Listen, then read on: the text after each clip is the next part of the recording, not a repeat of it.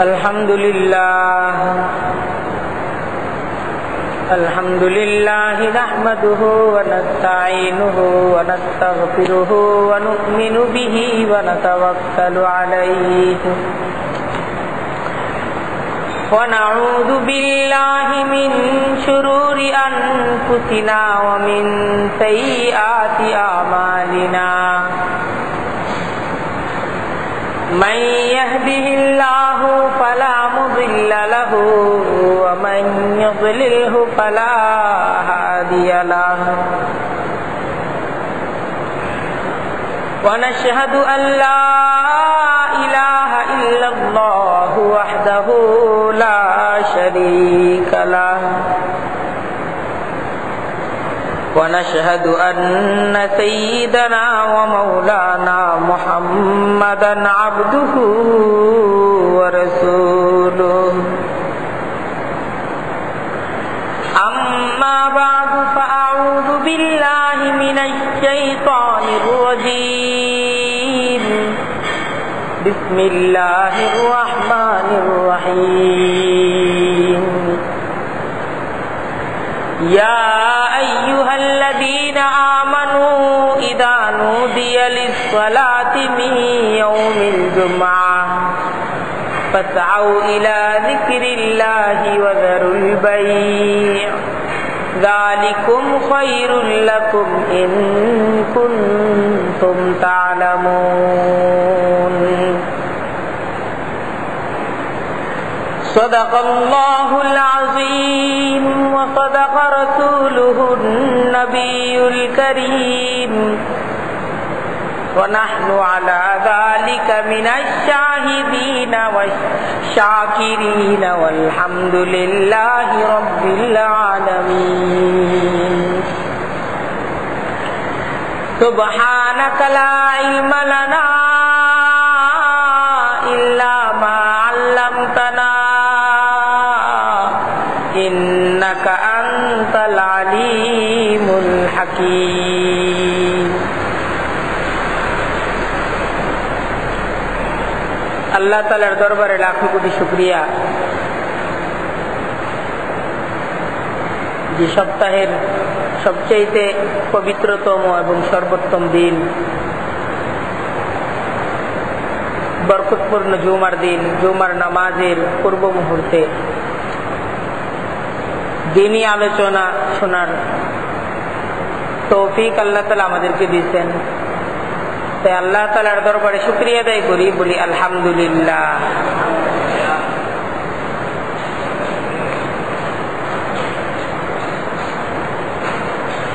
সকল দিনের মাঝে উত্তম দিন হলো জুমার দিন। এই জুমার দিনেই হযরত আদম আলাইহিস সালামকে সৃষ্টি করা হয়েছে। মহান রব্বুল আলামিন 6 দিনে পূর্ণ জগৎকে সৃষ্টি করছেন। সপ্তম দিন হযরত আদম আলাইহিস সালামকে সৃষ্টি করা হয়েছে এই জুমার দিনে। এই জুমার দিনেই হযরত আদম আলাইহিস সালামকে জান্নাতে প্রবেশ করানো হয়েছে, জান্নাতে পাঠানো হয়েছে থাকার জন্য। আবার এই জুমার দিনেই হযরত আদম আলাইহিস সালামকে জান্নাত থেকে বের করে দুনিয়াতে পাঠানো হয়েছে। এবং এই জুমার দিনেই কিয়ামত সংঘটিত হবে। এই বিশেষ ফজিলতপূর্ণ, বিশেষ তাৎপর্যপূর্ণ একটা দিন হলো এই জুমার দিন। নবী করিম সাল্লাল্লাহু আলাইহি ওয়াসাল্লাম হাদিসের মাঝে ইরশাদ করেন যে জুমার দিন এমন একটা সময় আছে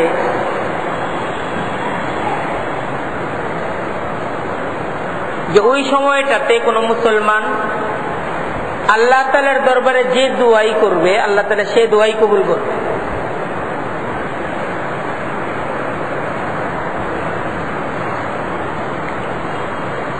এবং নবী করিম সাল্লাল্লাহু আলাইহি ওয়াসাল্লাম হাদিসের মাঝে আরো ইরশাদ করেন এই জুমার দিনের ফজিলত সম্পর্কে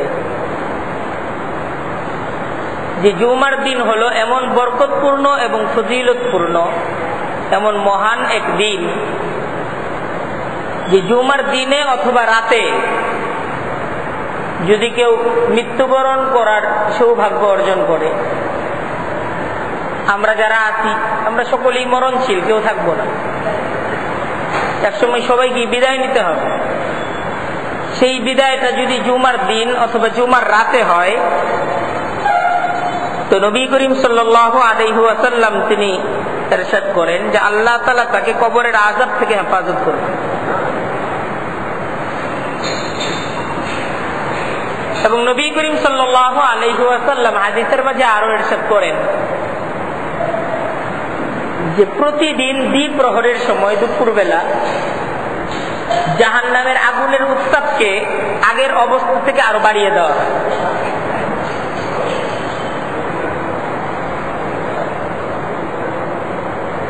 কিন্তু জুমার দিন এই আগুনের উত্তাপকে আর বাড়ানো হয়, এটা আগের অবস্থায় বহাল থাকে।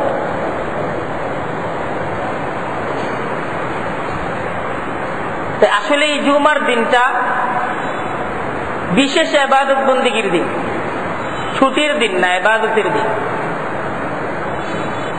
বিনোদনের দিন না, এটা ইবাদতের দিন, এটা খেলাধুলার দিন না, এটা ইবাদতের দিন। জুমার দিন আমাদের কাছে চায় আমরা যেন সপ্তাহের এই একটা দিন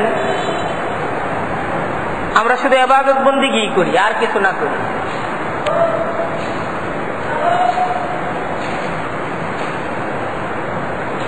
এটা উদাসীনতার দিন না, এটা বিশ্রামের দিন না, এই দিনটাই মুসলমানদের সবচেয়ে ব্যস্ততার দিন।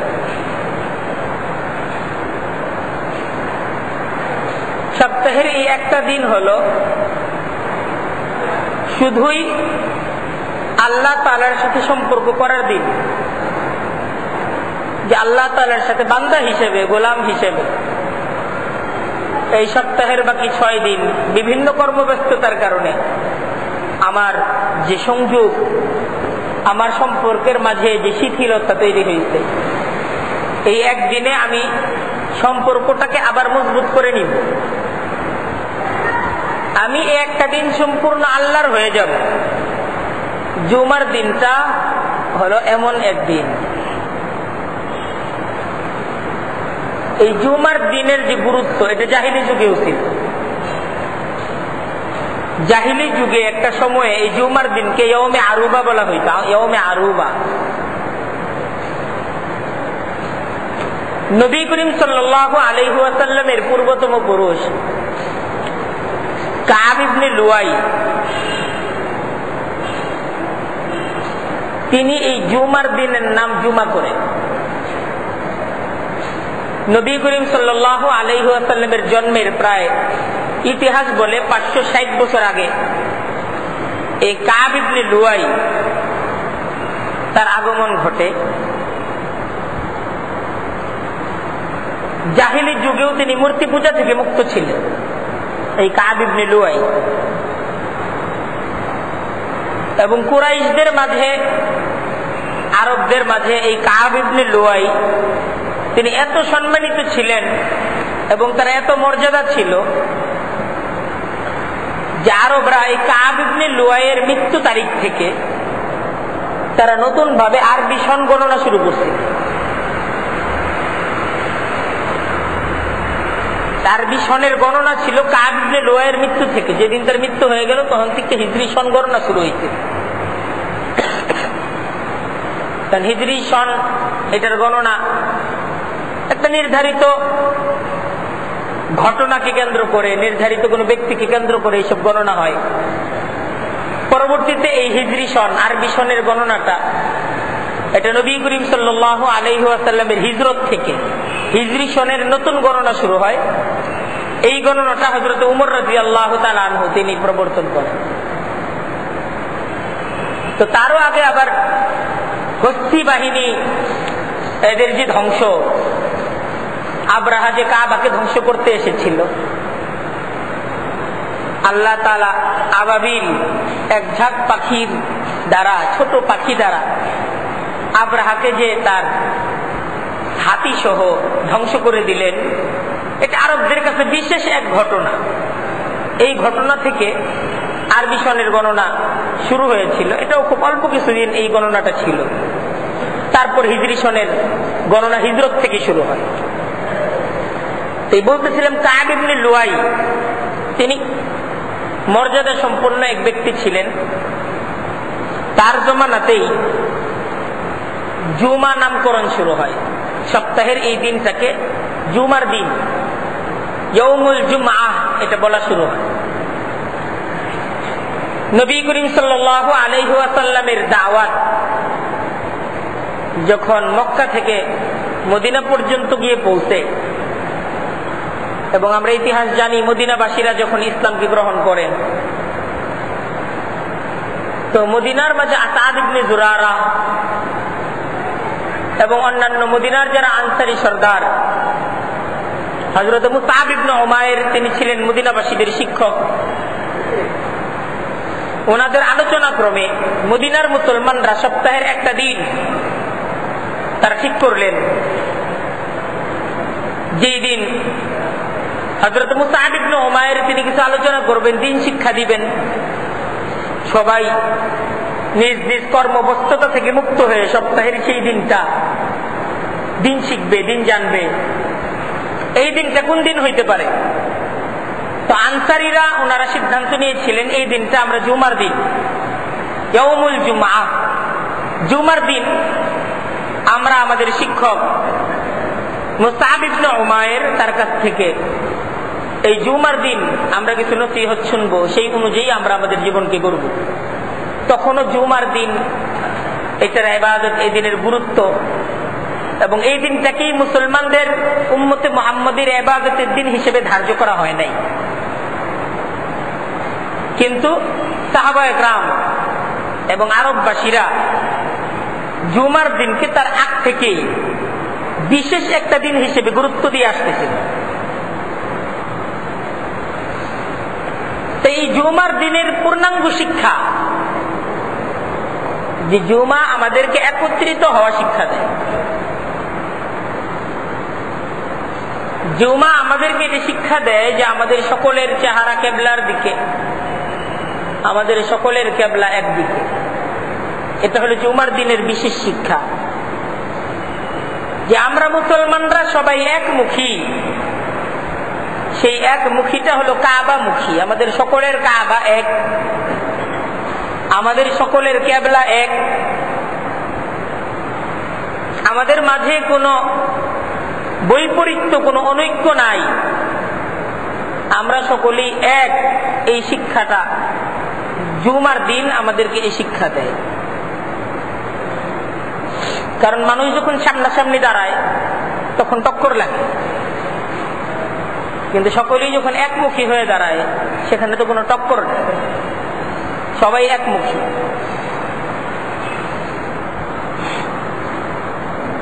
আল্লাহ তাআলা আমাদের যাদেরকে হজের তৌফিক দান করছেন, আমরা বাইতুল্লাহর জিয়ারত আমাদের নসিব হয়েছে, আমরা বাইতুল্লাহর কাছে যেতে পারছি।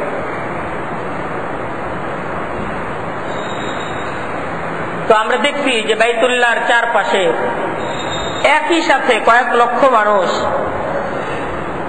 তারা একত্রিত অবস্থায় এই বাইতুল্লাহর চারপাশে ঘুরতেছে, তোয়াফ করতেছে।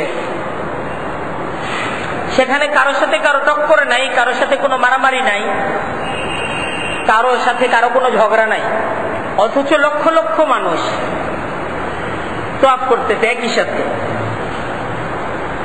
এর কারণ হলো সবাই একমুখী। এই সবাই যখন একমুখী থাকে তখন টক্কর থাকে না। আর সবাই যখন একমুখী না হয়, একজন উত্তরমুখী আর আরেকজন দক্ষিণমুখী, তাহলে এই দুইজনের মাঝে তো একটা টক্কর হবে। একজন পশ্চিমমুখী আর আরেকজন পূর্বমুখী, তাহলে এই দুইজনের মাঝে একটা টক্কর হবেই। কিন্তু সবাই যখন একমুখী, পশ্চিমমুখী, কেবলামুখী, তো এদের কারো মাঝে টক্কর নাই, সবার মাঝে একটা ঐক্য আছে। এই জুমার দিন এটা মুসলমানদের সকলের সমবেত হওয়ার দিন, ঐক্যের দিন, মিলে যাওয়ার দিন, একমুখী হওয়ার দিন। জুমার দিন আমরা সকলেই একত্রিত হব, বিশেষভাবে সমবেত হব এবং আমরা যে একমুখী তার একটা প্রমাণ, তার একটা প্রশিক্ষণ এই জুমার দিন আমরা বিশেষভাবে নিব। জুমার নামাজের জন্য হুকুম জামে মসজিদে একত্রিত হওয়া, যে আমরা সপ্তাহের বাকি 6 দিন, সপ্তাহের বাকি নামাজগুলো মহল্লার মসজিদ আদায় করে থাকি। এখন তো সবই জামে মসজিদ, কিন্তু জুমার নামাজটা জামে মসজিদ আদায় করতে হয়। এর অর্থ হলো যে পূর্ণ শহরের লোকেরা, সমস্ত গ্রামের লোকেরা একত্রিত হয়ে যাবে, এক জায়গায় সমবেত হবে। এক জায়গায় একত্রিত হওয়ার দ্বারা হবে কি, মুসলমানরা একে অপরকে দেখবে, একে অপরকে চিনবে, মুসলমানদের একটা সমাবেশ হবে। সেই সমাবেশে অনেকে থাকবে শিক্ষিত, অনেকে থাকবে নিরক্ষর, অনেকে থাকবে আলেম, অনেকে থাকবে মূর্খ। তো আলেমদের কাছ থেকে যারা আলেম না তারা জানবে, তারা শিখবে।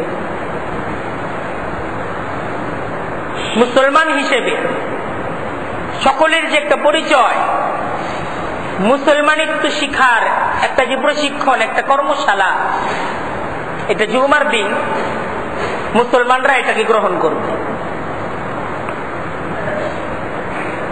ইসলামে জুমার দিনের গুরুত্ব অনেক, এবং জুমার দিনকে কেন্দ্র করে নবী করিম সাল্লাল্লাহু আলাইহি ওয়াসাল্লাম হাদিসের মাঝে বিশেষ ফজিলতের আলোচনা করতেন। যারা হাদিসের কিতাব লিখতেন, ইমাম বুখারী থেকে নিয়ে শুরু করে অসংখ্য হাদিস বিশারদরা হাদিসের যত কিতাব লিখতেন, কিতাবগুলোর মাঝে ফাজাইলু ইয়াউমিল জুমআহ, জুমার দিনের ফজিলতকে শুধু আলোচনা করার জন্য স্বতন্ত্র একটা অধ্যায় ওনারা ওনাদের হাদিসের কিতাবের মাঝে আনছেন। যেই অধ্যায়ে নবী করিম সাল্লাল্লাহু আলাইহি ওয়াসাল্লামের মুখ থেকে নিঃসৃত জুমার দিনের বিশেষ ফজিলতগুলোর আলোচনা হয়েছে, এবং জুমার দিনের বিশেষ আদব, জুমার দিনের বিশেষ বিধান, জুমার দিনে বিশেষ কিছু করণীয়, কিছু বর্জনীয় বিষয়, এটা মুসলমানদেরকে লক্ষ্য রাখা, এটার প্রতি হাদিসের মাঝে তাকিদ আসছে। তাই আমাদেরকে খুব ফিকির করতে হবে যে এই জুমার দিনটা সপ্তাহের অন্য দিনের মতো না। এই জুমার দিন আমাদের আচরণ, আমাদের জীবন সপ্তাহের অন্য দিনগুলোর মতো হওয়া যাবে। জুমার দিন আমাদের আচার আচরণ, আমাদের চিন্তা চেতনা, আমাদের ফিকির, জুমার দিনকে নিয়ে আমাদের ইচ্ছা, এটা ভিন্ন রকম হওয়া চাই। জুমার দিনের একটা বিশেষ আদব যে বৃহস্পতিবার দিন থেকে জুমার দিনের একটা প্রস্তুতি নাও, যে আগামীকালের দিনটা জুমার দিন, এই প্রস্তুতিটা বৃহস্পতিবার দিন থেকেই নেওয়া। ভালো পোশাক এটাকে তৈরি করে রাখা, সুগন্ধি না থাকলে সুগন্ধি ব্যবস্থাপনা করে রাখা, যেন জুমার দিন এই বিশেষ পোশাকটা পরিধান করা হয়, জুমার দিন যেন সুগন্ধি দ্রব্য এটাকে ব্যবহার করা হয়। এর জন্য একটা প্রস্তুতি থাকা চাই। বুজুর্গানে দিনদের এরকম কৌল আছে যে ভাগ্যবান ওই ব্যক্তি যে ব্যক্তি জুমার দিনের অপেক্ষায় থাকে এবং বৃহস্পতিবার দিন থেকেই জুমার দিনের প্রস্তুতি গ্রহণ করে, সেই ব্যক্তি ভাগ্যবান। আর দুর্ভাগা ওই ব্যক্তি যে ব্যক্তি জানে না জুমা কবে, জুমার দিন যে অন্যকে জিজ্ঞাসা করে আজ কি বার, এই ব্যক্তির জন্য দুর্ভাগ্য। এটা আমার নিজের কথা না, এটা মুরব্বীদের কথা, বুজুর্গানে দিনদের কথা, আউলিয়া একরামদের কথা। ওনারা বলেন যে জুমার দিনটা এটা যারা পাইল, জুমার দিনকে যারা গুরুত্ব দিল, তাদের ভাগ্য খুলল। জুমার দিনের দ্বিতীয় আরেকটা আদব, যে নবী করিম সাল্লাল্লাহু আলাইহি ওয়াসাল্লাম হাদিসের মাঝে জুমার দিনের গোসলের হুকুম এটা খুব গুরুত্বের সাথে দিতেন। নবী করিম সাল্লাল্লাহু আলাইহি ওয়াসাল্লাম হাদিসের মাঝে জুমার দিনের গোসলের এত গুরুত্ব দিতেন, সাহাবায়ে কেরামদেরকে এরকম ভাবে জুমার দিনের গোসলের ফজিলত এবং গোসলের তাগিদ দিতেন, ফুকাহায়ে কেরামদের অনেকেই এই জুমার দিনের গোসলটাকে ফরজ বলে, যে জুমার দিন গোসল করা ফরজ, অনেকে এরকম বলে। ইমাম আবু হানিফা রাহমাতুল্লাহি আলাইহি আমাদের মাযহাবে জুমার দিনের গোসলটা সুন্নাত, কিন্তু অনেকের নিকট জুমার দিনের গোসলটা ফরজ। হাদিসের মাঝে জুমার দিনের গোসলের বিশেষ গুরুত্ব এটা বর্ণনা করা হয়েছে, এবং জুমার দিনের গোসলটা যে কতটুকু গুরুত্বপূর্ণ এটা বোঝানোর জন্য একটা উদাহরণ এটা দেওয়া যায় যে মদিনার লোকদের অভ্যাস ছিল, আমরা মদিনার লোকদের অভ্যাস এটাও আমাদের সামনে হাদিসের কিতাবগুলোর মাঝে আসছে, যে কঠোর ভাষায় কাউকে যদি তিরস্কার করতে হয় তাহলে তারা বলতো যে তুমি ওই ব্যক্তির চেয়েও খারাপ যে জুমার দিন গোসল করে না।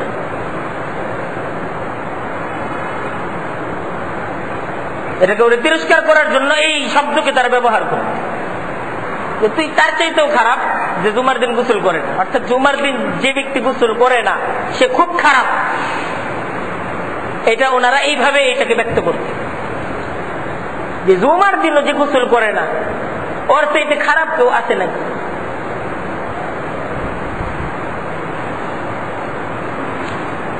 এই জুমার দিনের গোসলটা এটা বিশেষ গুরুত্বপূর্ণ,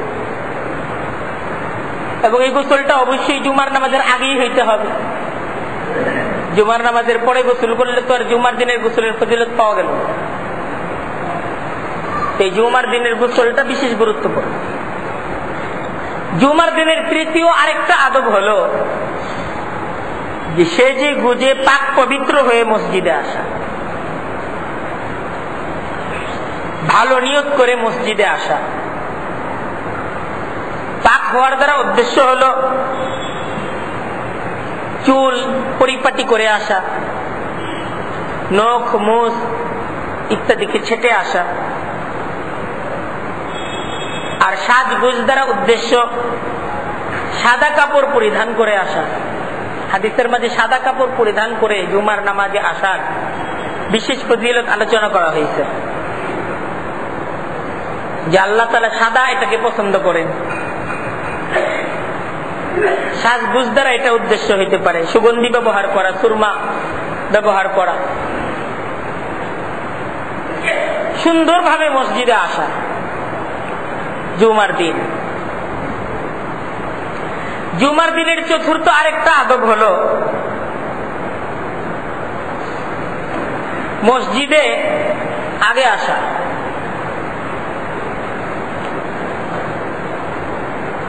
আগে আগেই মসজিদে এসে ইমামের কাছাকাছি বসা।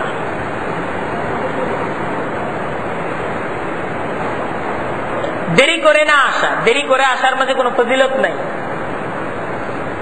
আগে আসার ফজিলত আছে জুমার দিনে।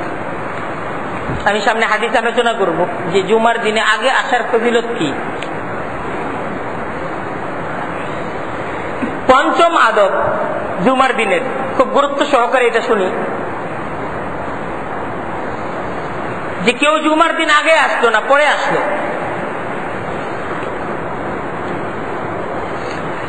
পরে এসে মানুষের ঘাড়ে পা দিয়ে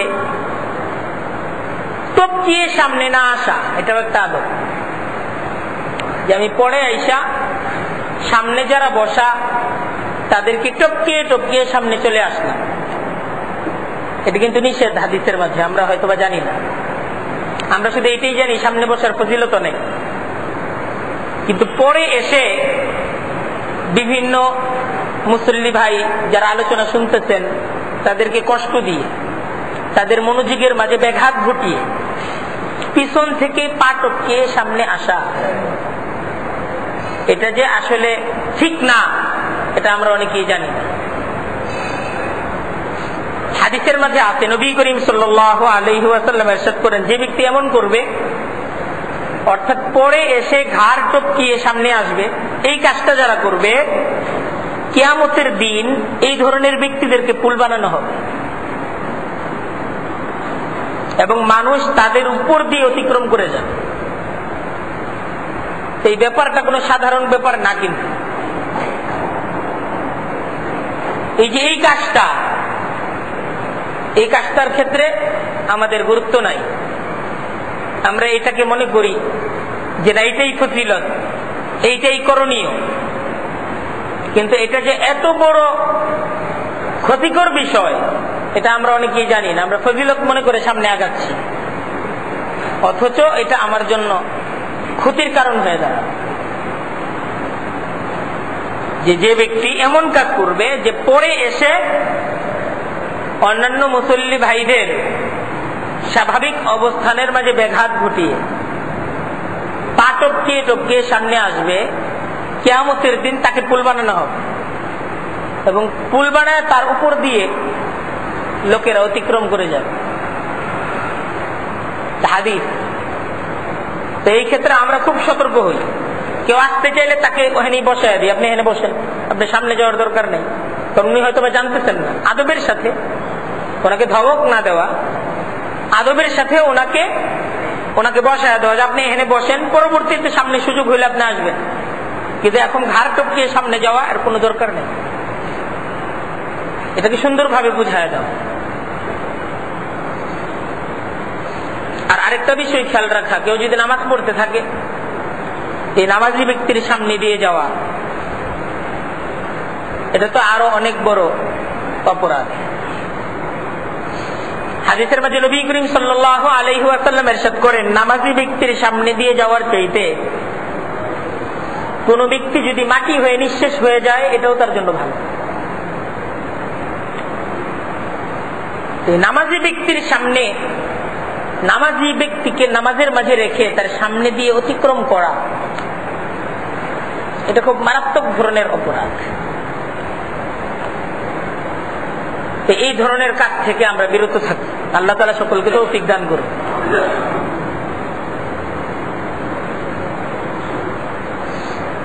জুমার দিনের আরেকটা আদব যে আগে এসে প্রথম কাতারে নিজের স্থানকে তৈরি করে নেওয়া, তালাশ করে নেওয়া। প্রথম কাতারে না হলে দ্বিতীয় কাতারে, দ্বিতীয় কাতারে না হলে তৃতীয় কাতারে, যতটুকু সম্ভব কাছাকাছি বসা ইমাম সাহেবের।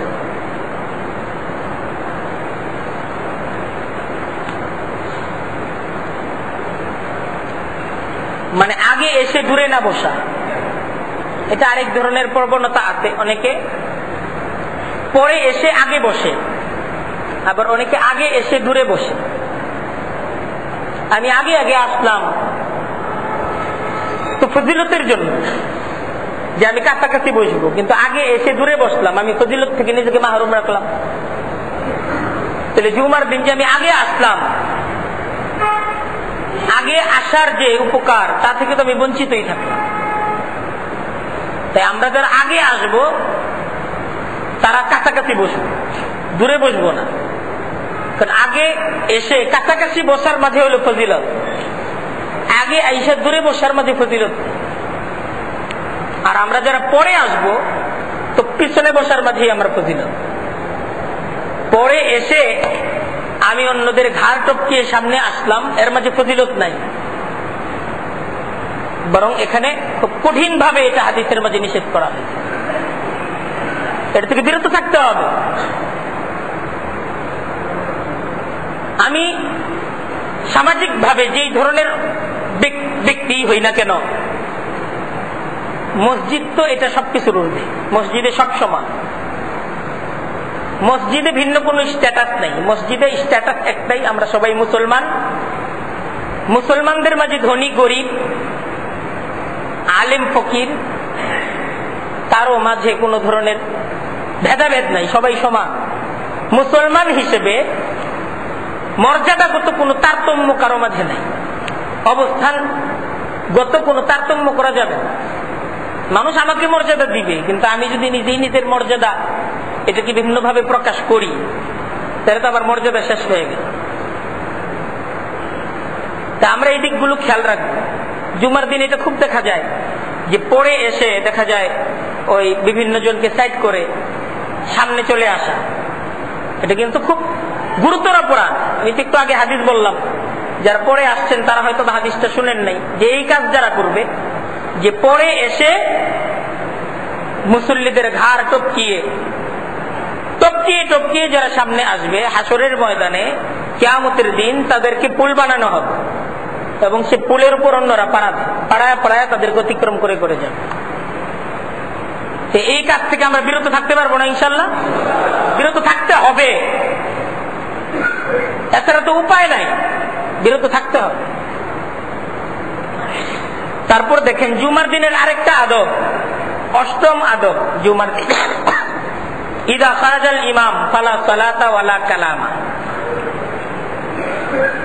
যে ইমাম যখন বের হয়ে গেল, হাদিস, ইদা খারাজাল ইমাম, ইমাম যখন বের হয়ে তার কামরা থেকে মসজিদে চলে আসলেন খুতবা দেওয়ার উদ্দেশ্যে, ফালা সালাতা, তখন কোনো নামাজও পড়া যাবে না,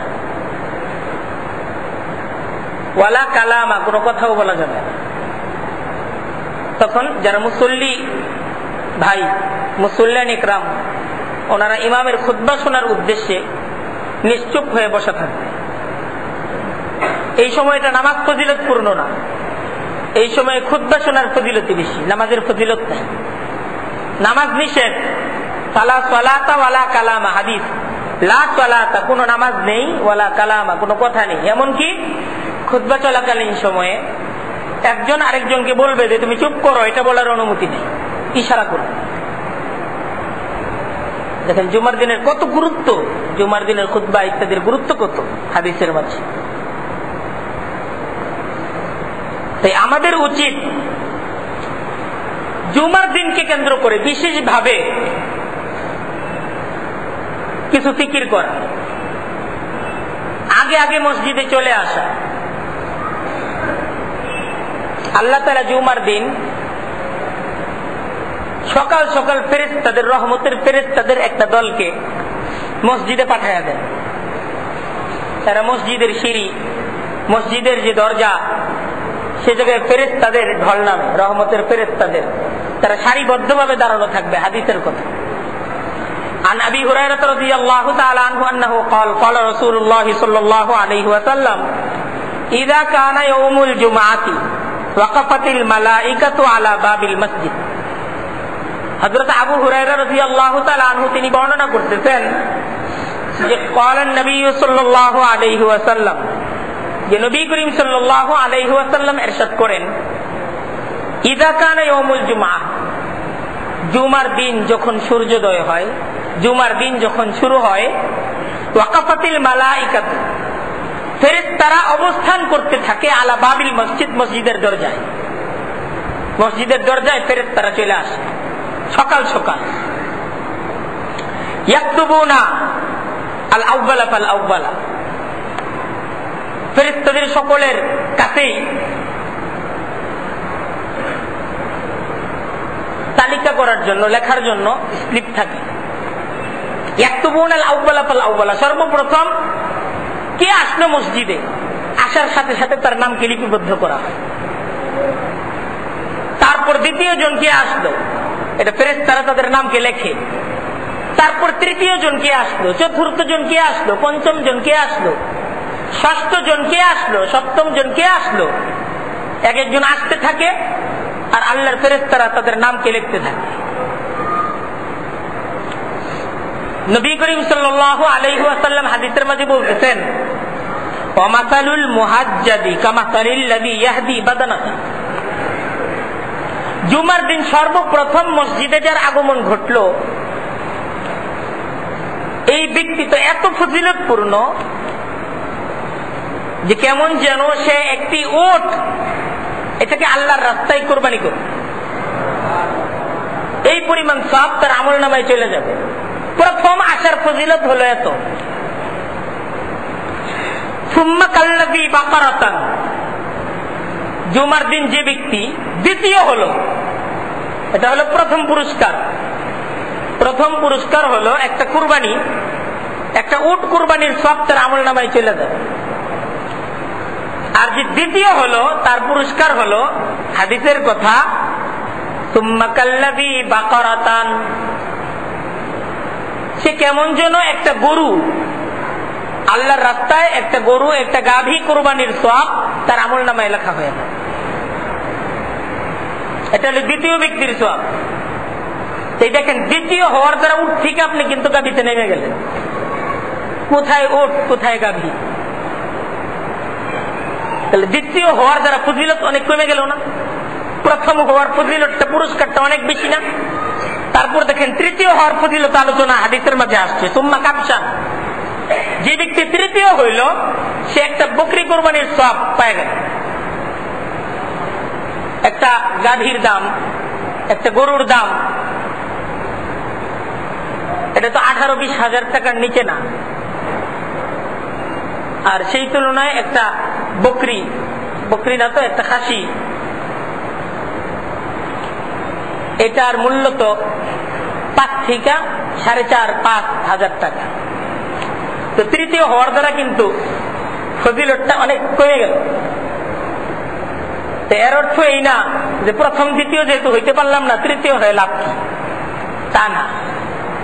আজকে দ্বিতীয়, তো কালকে আমরা প্রথম হওয়ার চেষ্টা করি। ফজিলত এই জন্য আলোচনা করা হয়েছে, নিরাশ হওয়ার জন্য না। আচ্ছা, যে ব্যক্তি তৃতীয় হইতে পারলো না তার জন্য পুরস্কার আছে, সুম্মা দাজাজাতান, সে আল্লাহর রাস্তায় একটা মুরগি, এটাকে দান করা, এটাকে কুরবানি করার সব তার আমল নামায় এসে পাওয়া যায়। সুম্মা বাইজাতান, আচ্ছা এরপরে যে ব্যক্তি পঞ্চম হইল, সে তো মুরগি কোরবানির সব তো আর পাইল না, মুরগি দানের সব তো পাইল না, তবে সে একটা ডিম, সুম্মা বাইজাতান, একটা ডিম আল্লাহর রাস্তায় দান করার সব সে তার আমল নামায় পাওয়া যায়। তো এরকম ভাবে ফেরেশতারা, আসলে এটা না যে এখন যে ষষ্ঠ হবে সে তো ডিম দান করার সব পাইল না, তা না। মানে ফজিলত বাড়তে থাকবে। যিনি প্রথম হইলেন তার ফজিলত বাড়তে থাকবে, যিনি পরবর্তীতে আসলেন তিনি ফজিলত আরো অনেক কম পাইতে থাকলেন। তো ফেরেশতারা কিন্তু নামকে লিখতে থাকে।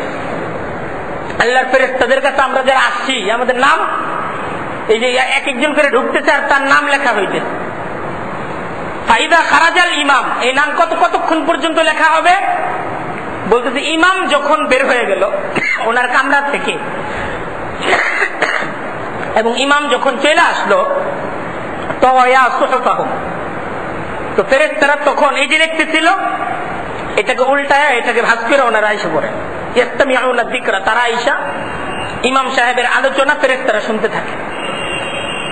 ইমাম সাহেবের আলোচনা খুতবা যখন শুরু হয়ে গেল, এরপরে যারা আসলো এদের নাম আর নামাজি হিসেবে, জুমার নামাজ তারা যা আসছে, এটা আসছে ঠিকই, কিন্তু তাদের নাম নাই। যারা আগে আসছে এদের নামটা লেখা হয়েছে, আর যারা পরে আসছে ফেরেশতারা তাদের নাম আর লেখে নেই। ওই ফজিলতপূর্ণ বিশেষ ফজিলত পাওয়ার তালিকার মাঝে সেই তালিকা থেকে তারা বঞ্চিত হয়ে গেছে। তো এই তালিকা থেকে বঞ্চিত হয়ে যাওয়াটা, এটাকে আমরা চাই না। এই তালিকার মাঝে থাকাটা, এটার মাঝে আমাদের সফলতা। সফলতা কি তালিকার মাঝে নামটা উঠার মাঝে না? উঠার মাঝে। তো আমি এই সপ্তাহ আমার নাম তালিকার মাঝে উঠে নাই, ইমাম সাহেব বসার পরে আমি আসছি। তো আমি তো পরের সপ্তাহে একটা স্টেপ নিতে পারি যে না, এই সপ্তাহে তালিকার মাঝে আমার নাম থাকতে হবে। তালিকায় অন্তত পক্ষে আমার নামটা থাক, তাহলে তো এই তালিকায় আমার নাম আছে। দ্বিতীয় সপ্তাহে পারলাম না, তৃতীয় সপ্তাহে আমার পুরা জিন্দগির মাঝে কখনো জুমার নামাজের বিশেষ ফজিলতপূর্ণ তালিকার মাঝে আমার নাম থাকবেই না। এটা কি আমরা চাই? তো এই ক্ষেত্রে আমরা কি চেষ্টা করতে রাজি আছি না যে আমরা আমাদের নামটা এই তালিকায় আনবো? জীবনে একবার অন্তত পক্ষে তো আনা চাই। উচিত তো এইটা যে জীবনে কখনো এই তালিকার বাইরে আমি যাব না। কিন্তু এখন যদি এর উল্টা এই হয়ে যায় যে পুরা জীবনে কখনো এই তালিকায় আমার নাম আসেই নাই, তাহলে তো আমার জন্য এটা চরম একটা দুর্ভাগ্য। যে প্রতি সপ্তাহে একবার করে তালিকা হচ্ছে, একবার করে সুযোগ দেওয়া হচ্ছে, এত এত সুযোগের মাঝে কোন তালিকায় আমার নামই নাই, তাহলে তো আমার আফসোস করা দরকার, যেটা আমার জন্য চরম এক দুর্ভাগ্য।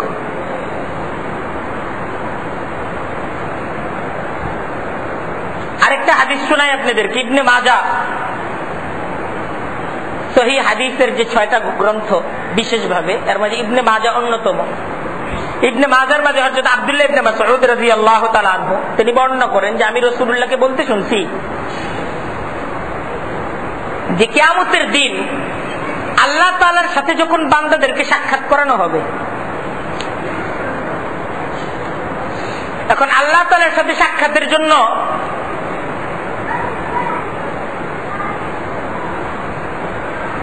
সেই সাক্ষাৎ পর্বের যে অনুষ্ঠান হবে, সেই অনুষ্ঠানে বসানো হবে, এই বসানোর তালিকা কোনটা হবে? হযরত আব্দুল্লাহ ইবনে মাসউদ তিনি বলতেছেন আমি রাসূলুল্লাহকে বলতে শুনছি যে জুমার দিনের যে আগে আসার যে তালিকা হইতেছে, ফেরেশতারা করতেছে, এই তালিকা অনুযায়ী হাসরের ময়দানে আল্লাহ তাআলার দিদার যে নসিব হবে বান্দাদের, সেই তালিকা অনুযায়ী বসানো হবে। সবাই বলি সুবহানাল্লাহ। এই তালিকা অনুযায়ী বসানো হবে। তাই হাসরের ময়দানে আল্লাহ তাআলার দিদার এটা যখন নসিব হবে, আমরা কি চাই না সেই দিদারের মাঝে আমরা আল্লাহ তাআলার সবচেয়ে কাছে থাকবো? আমরা দূরে থাকবো না, কাছে থাকবো, এটা আমরা চাই। তো এই কাছে থাকার তো তালিকা হইতেছে এখন। এই যে প্রতি জুমার দিন ফেরেশতা ওনারা আসতেছেন মসজিদের দরজায়, আল্লাহ তাআলার রহমতের ফেরেশতাদের দল দাঁড়ায় যাইতেছে, আর তারা তালিকা করতেছে। এই যে তালিকা, এই তালিকার একটা পুরস্কার তো দুনিয়াতে আছেই, আমলনামার মাঝে লেখা হইতেছে যে একটা উট কুরবানি, একটা গরু কুরবানি, একটা খাসি কুরবানির সওয়াব, এটা আমলনামায় লেখা হইতেছে। এরপরে এই তালিকা শেষ না, যে পুরস্কার দিয়া এই তালিকা আর পাওয়া যাবে না তা না, এই তালিকাকে আবার সংরক্ষণ করা হবে এবং এই তালিকা অনুযায়ী হাসরের ময়দানে আল্লাহ তাআলার দিদার নসিব হবে। এবং শুধু তাই না, আল্লাহ তাআলার দিদার এটা তো জান্নাতের আলোচনা, অনেক লম্বা চওড়া আলোচনা। তো জান্নাতের মাঝে একদিন এই জুমার দিন আল্লাহ তাআলা বিশেষভাবে জান্নাতীদের সাথে এক বৈঠক করবে। জান্নাতের মাঝে একটা ময়দান হবে, ময়দানে মাজিদ। এই ময়দানে মাজিদের আলোচনা ইনশাআল্লাহ আগামী সপ্তাহে করব, যেটা কেমন ময়দান। এবং এই ময়দানে মাজিদের মাঝে আল্লাহ তাআলার সাথে বান্দাদের দিদার নসিব হবে, এই ময়দানে মাজিদের মাঝে।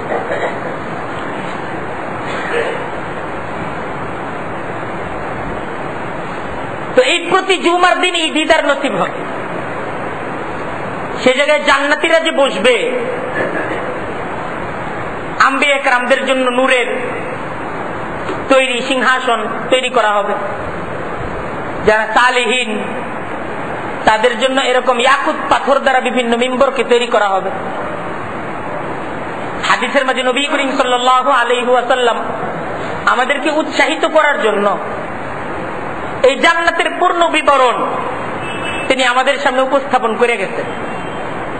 উদ্দেশ্য এইটা যে আমরা যেন দুনিয়াবি এই সমস্ত ব্যস্ততা, এই সমস্ত কিছুকে পিছনে ফেলে, কারণ এই দুনিয়া এটা তো আমি থাকবো না, এই দুনিয়াটা আমার থাকার জায়গা না, আমি তো থাকবো জান্নাতে। হিয়া দারুল কারার, সে জান্নাত হলো মুমিনদের ঠিকানা, মুমিনদের থাকার জায়গা, মুমিনদের নিবাস হলো জান্নাত। আমি যেন জান্নাতের জন্য অগ্রসর হই, আমি যেন জান্নাতের জন্য তৈরি হই। এই জন্য আমাদের কাছে কোনো কিছু গোপন রেখে দেওয়া হয় নাই। আল্লাহর নবী, খোদার পেয়ারা হাবিব নবী করিম সাল্লাল্লাহু আলাইহি ওয়াসাল্লাম সব আলোচনা আমাদের সামনে করে গেছেন। আর সাহাবায়ে কেরাম ওনারা ঘরে বসে থাকেন নাই। সাহাবায়ে কেরাম পৃথিবীর দিকে দিকে শুধু মানুষদের কাছে গেছেন এই দাওয়াত নিয়ে, যে দেখো এই দুনিয়ার জিন্দেগি কিছু না, সামনের এই আখিরাত তোমার সামনে, এই আখিরাতের জন্য তৈরি হও। সাহাবায়ে কেরাম ওনারা যদি ঘরে বসে থাকতেন, সাহাবায়ে কেরামদের মায়েরা যদি সন্তানদেরকে ঘরে বসায় রাখতেন, আর সাহাবায়ে কেরামদের স্ত্রীরা যদি তাদের স্বামীদেরকে ঘরে বসায় রাখতেন, তাহলে আমরা কিভাবে ইসলাম পাইতাম? কিভাবে আজকে বাংলাদেশ পর্যন্ত ইসলাম আসতো, ইসলাম মক্কাতেই থাকতো। সাহাবায়ে কেরাম ওনারা ওনাদের জিন্দেগির আরাম আয়েশ, এই দুনিয়ার চাওয়া পাওয়া, এই সমস্ত কিছুকে বাদ দিয়ে আখিরাতকে পাইতে চাইতেন। আর পৃথিবীর দিকে দিকে তারা সফর করতেন শুধুমাত্র এই জান্নাতের দাওয়াত নিয়ে। জান্নাতের দাওয়াত, যে জান্নাতের জন্য তোমরা তৈরি হও। ওয়াসারিউ ইলা মাগফিরাতিন মির রাব্বিকুম ওয়া জান্নাতিন আরজুহা আস-সামাওয়াতু ওয়াল আরদ।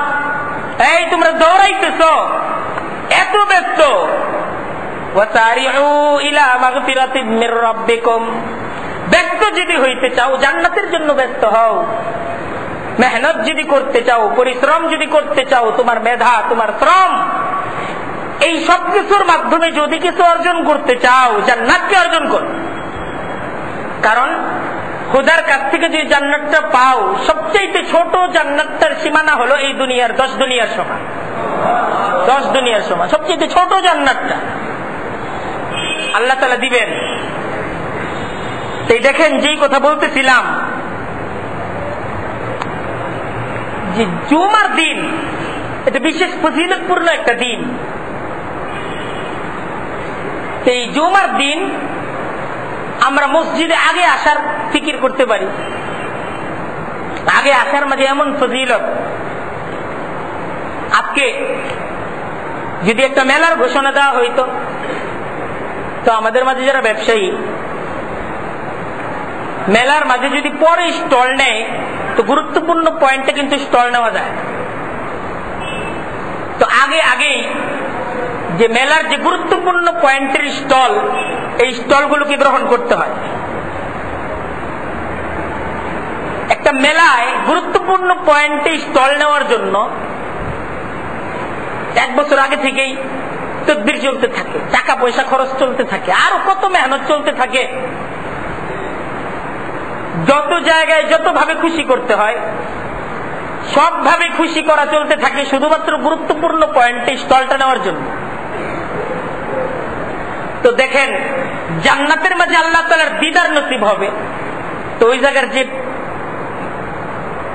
আসন, সিংহাসন, দিদারে বসার জন্য যে মজমা, সেই মজমার মাঝে যে আসন, সেই আসনের স্টল বরাদ্দ চলতেছে এই জুমার দিনে। তাই আমরা স্টল নিতে রাজি না, তাই দেরি করে আসতেছি। অথচ এই স্টলটা কত গুরুত্বপূর্ণ। এই যে এই পয়েন্টটা, কাছাকাছি বসার পয়েন্ট, এটা কত গুরুত্বপূর্ণ। সাহাবায়ে কেরামদের জমানা, সেই জমানার আলোচনা মাঝে মাঝে আমাদের সামনে হওয়া দরকার। সেই জমানার আলোচনা শুনলে এখন আমাদের জমানায় ওইটা বাস্তবায়ন করা সম্ভব। এরকম জমানা ছিল, অনেকে বিশ্বাস করতে চাইব, কিন্তু তারপরেও তাদের জমানাটা ঠিক এরকম জমানা ছিল যে সকালবেলা ফজরের নামাজের পরেই অলি গলি রাস্তা এই সমস্ত কিছু ভরে যেত। কারণ বিভিন্ন মহল্লা, বিভিন্ন পাড়া, বিভিন্ন গ্রাম থেকে একদম সকালবেলা সকলেই মসজিদে চলে আসে। সেই গলিতে গলিতে পুরুষদের, যুবকদের, বৃদ্ধদের, যত সকালে যে রওনা দিতে পারে সকলকে রাস্তায় পাওয়া যায়, তো করে ঘরে পাওয়া যায়।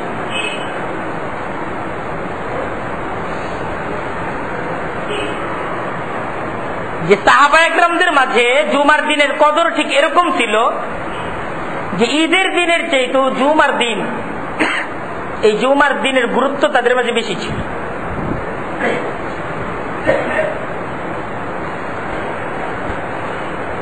অনেক বেশি ছিল জুমার। কারণ সাহাবায়ে কেরাম সপ্তাহের বাকি 6 দিনের পর এই জুমার দিনের তারা অপেক্ষায় থাকতেন। কি জন্য অপেক্ষা করতেন? ইবাদতের জন্য।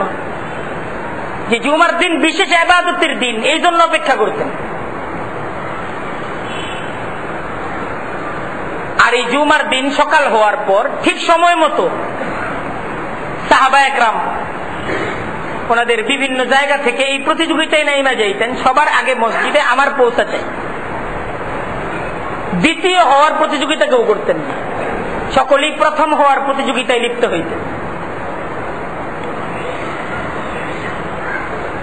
এখন আসলে খুব আফসোসের ব্যাপার শুধু এই জন্য যে ইহুদি খ্রিস্টানদের মাঝে শনিবার রবিবারের যতটুকু গুরুত্ব,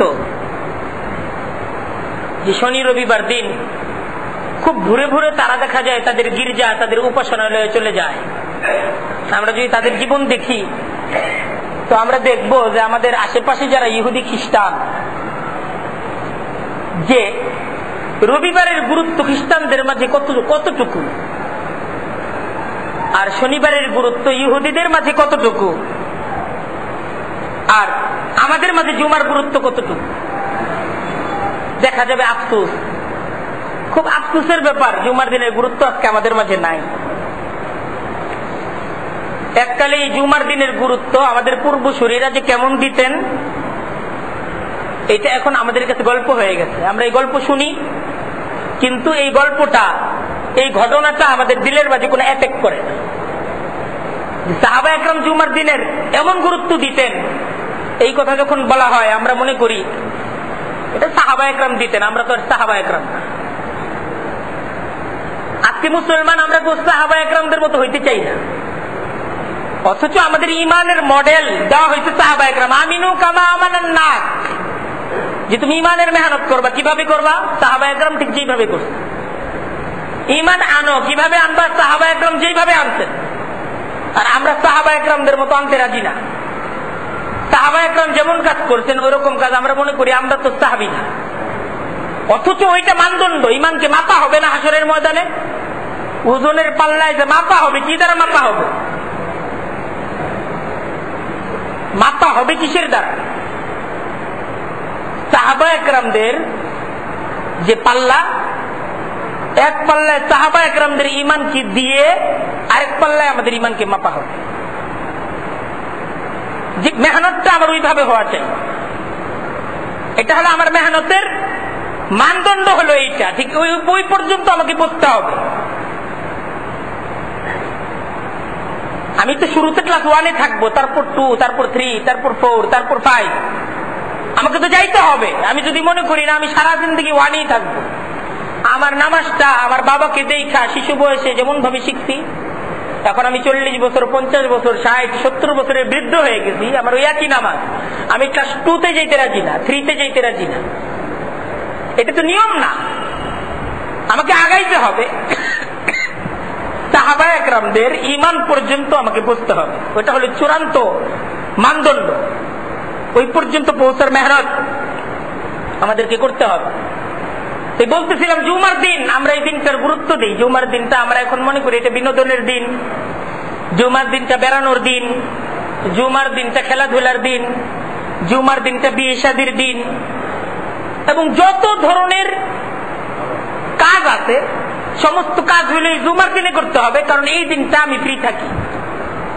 অথচ উচিত ছিল এই দিনটা আমি সবচেয়ে ব্যস্ত থাকি। এই দিন ইবাদত বন্দেগী ছাড়া, এই দিন একটা মুহূর্ত আছে এমন, ওই সময় আমি যা চাইবো আল্লাহর কাছে তাই হবে।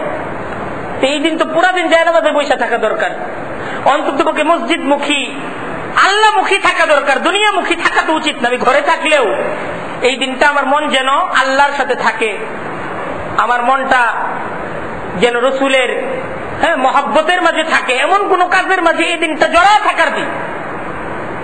এই দিনটা আমি ব্যবসা বাণিজ্য, বিয়ে শাদী, খেলাধুলা, এই সমস্ত কিছুর মাঝে এই দিনটাকে আমি ব্যয় করব। তাহলে আমার নিজেকে জিজ্ঞাসা করা দরকার, আমি কি আখিরাতকে বিশ্বাস করি না? আমি কি ইসলামকে সত্য ধর্ম হিসেবে বিশ্বাস করি না? ইসলাম ধর্ম যদি সত্য হয়, নবী মুহাম্মদুর রাসূলুল্লাহ যদি সত্য নবী হন, তার কথাগুলোর গুরুত্ব যদি এত বেশি হয়, তিনি যদি খোদার পেয়ারা হাবিব হন, তাহলে আমি সেই নবীর হাদিসগুলো শুনতেছি, আল্লাহর কোরআনটাকে আমি শুনতেছি, আমি কেন গুরুত্ব দিই? কেন আমার মাঝে এই কথাগুলো কোনো আঘাত করে না? কেন এই কথাগুলো আমার জীবনের কোনো পরিবর্তন ঘটায় না? যিনি আমার ফিকির করা দরকার, এবং সেই অনুযায়ী ধর্মীয় কোন চিকিৎসকের শরণাপন্ন হয়ে আমার আত্মার চিকিৎসা করা দরকার, এটা সবচেয়ে জরুরি। এই অবস্থায় যেন আমার মৃত্যু না হয়। আল্লাহ তাআলা আমাদের সকলকেই বুঝার আমল করার তৌফিক দান করুক। ওয়া আখিরু দাওয়ানা আনিল হামদুলিল্লাহি রাব্বিল আলামিন।